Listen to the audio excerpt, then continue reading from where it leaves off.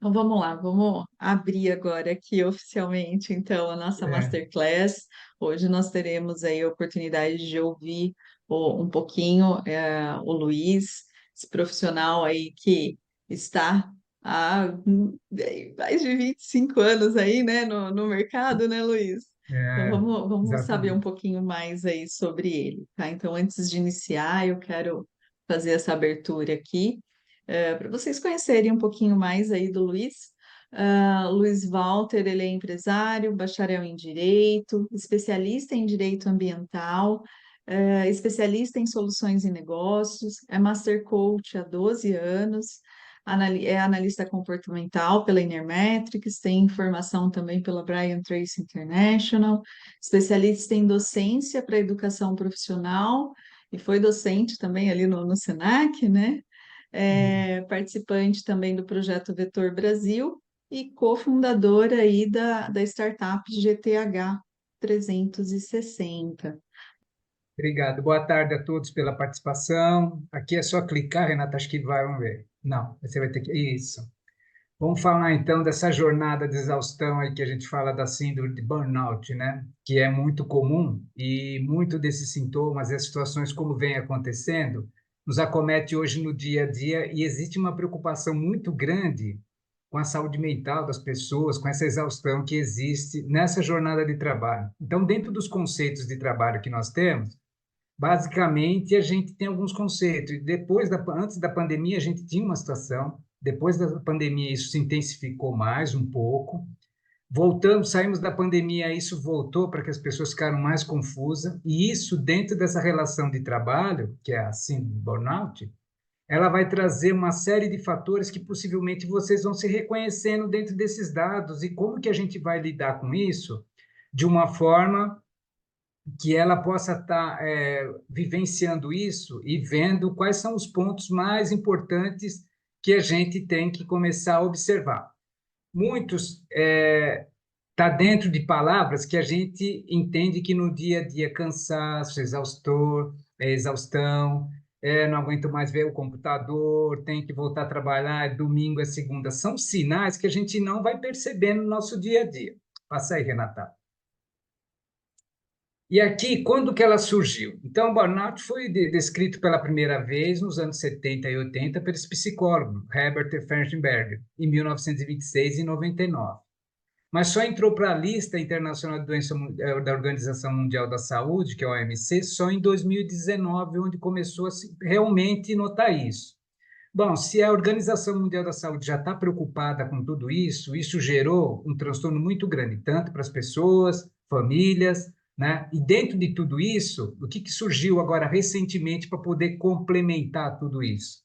Essa Lei 8.371 de março, ela institui um certificado às empresas para promover a saúde mental das pessoas, né? São os requisitos de concessão para você ter um certificado e poder ajudar as pessoas no ambiente de trabalho. Bom, então, nós temos dois desafios grandes, né?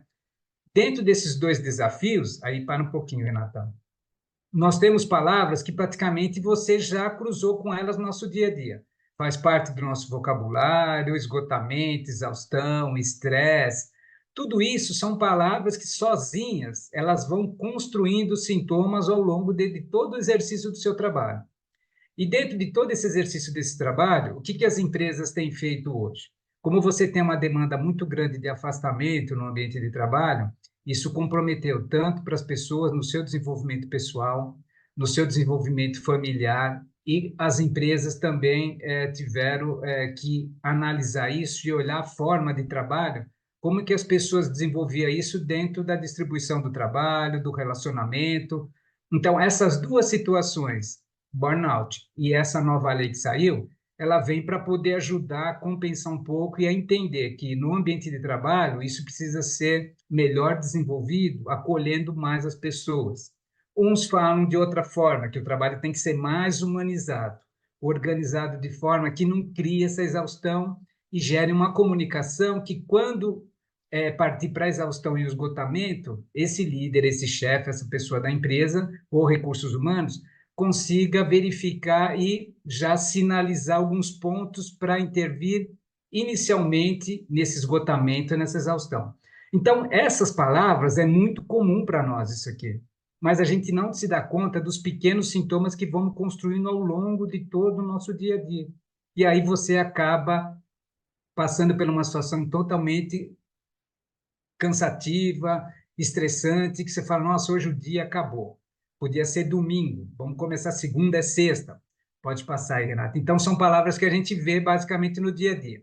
E aqui eu trouxe uma pesquisa para vocês. Essa pesquisa que, segundo a International Stress Management Association, ele diz o seguinte, o Japão é o primeiro com 70%, Brasil com 32%, a China com 24%, Estados Unidos com 20% e a Alemanha com 17%. Esse percentual de portadores com síndrome de burnout sobre a população economicamente ativa. Olha como isso impacta no nosso dia de trabalho, tanto na vida social como na vida profissional.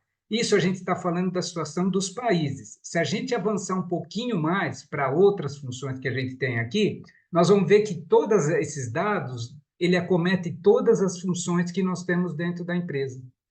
Então, olha só o esgotamento em níveis hierárquicos, como que ele é um pouco mais profundo. Então, nós temos a coluna de 18 e 19, CEOs e presidente. De 35 em 18, ele passou para 45 em 19.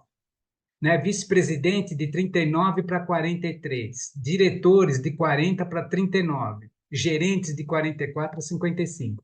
E tem mais um dado que vem sendo divulgado e estudado na área da saúde, a quantidade de pessoas, médicos, enfermeiros, na época da pandemia nós tivemos muito isso, depois também. Nós temos também outros profissionais na área dos professores, também você tem isso muito grande, está sendo tratado. O número de professores afastados também em áreas diferentes também, ele não está nessa pesquisa, mas já existe pesquisas para que possam sinalizar categorias diferentes e não só voltado para a indústria, para o comércio, como era olhado aquele trabalhador um pouco mais braçal, o trabalhador que ficava na empresa.